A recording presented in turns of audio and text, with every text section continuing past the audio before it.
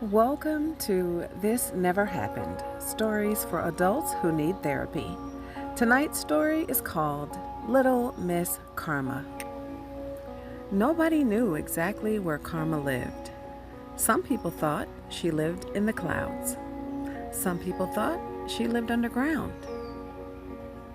One man swore she lived inside a vending machine in Ohio. Nobody listened to him because he was also trying to marry a mailbox. The truth was much stranger. Kharma lived in a tiny apartment balanced on top of the moon. Her apartment was decorated with expired parking tickets, broken promises, and hundreds of socks that had disappeared from dryers over the years. It was not her fault. They just kept showing up.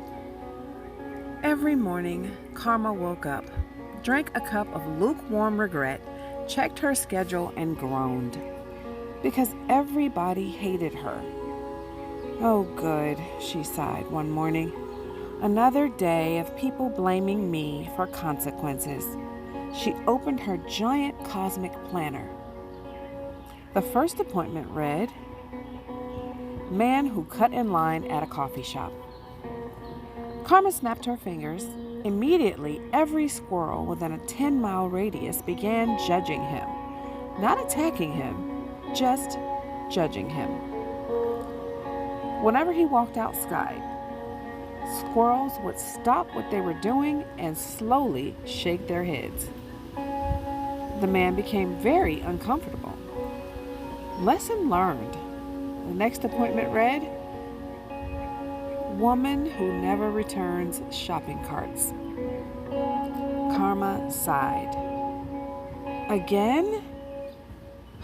She snapped her fingers. For 3 weeks, every shopping cart she touched developed one squeaky wheel.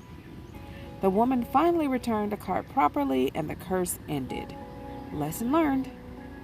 Next. Guy who replies to all company emails in all caps. Kharma didn't even need magic for that one. Life handled it naturally. She crossed his name off the list. By noon, Kharma was exhausted. She hated her job.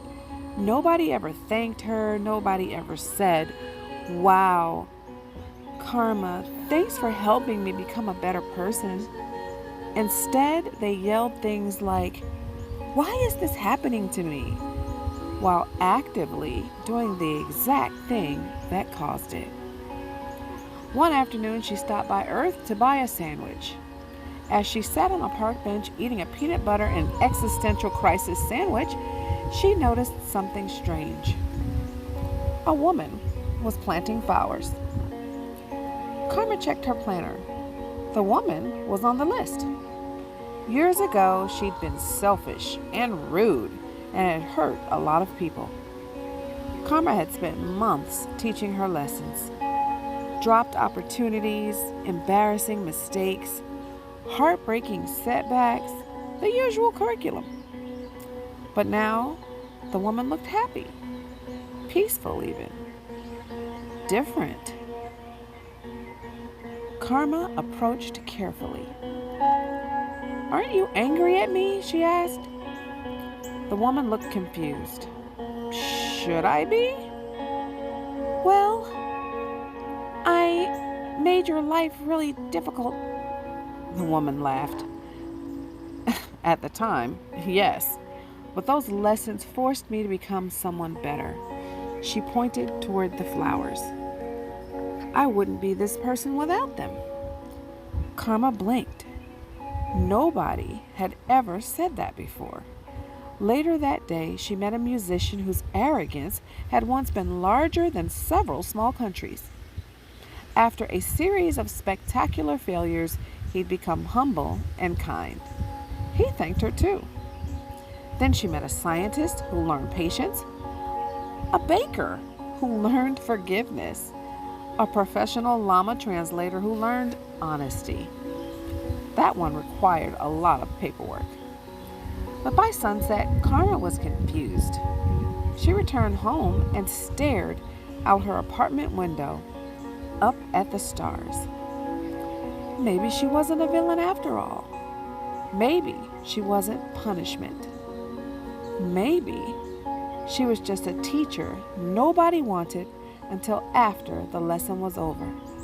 Suddenly there was a knock at her door, and outside stood thousands of people. People who had learned, people who had grown, people who had changed. People carrying flowers, cakes, thank you notes, and one confused llama. They all smiled. "Thank you," they said. Kharma felt something she'd never felt before: relief. For the first time in her existence, she wasn't ashamed of her job. She wasn't there to ruin lives. She was there to reveal them, to hold up a mirror, to point toward growth, to turn mistakes into wisdom. And from that day forward, whenever Kharma sent someone a lesson, she smiled. Not because she enjoyed it, but because she finally understood what came next. And somewhere in Ohio, a vending machine quietly nodded in agreement. The mailbox was still engaged. Nobody asked questions. Oops. Well, that's the story of Little Miss Kharma. And remember, this never happened because it's not real, baby. And I'll catch you next time for more stories that absolutely, positively never happened.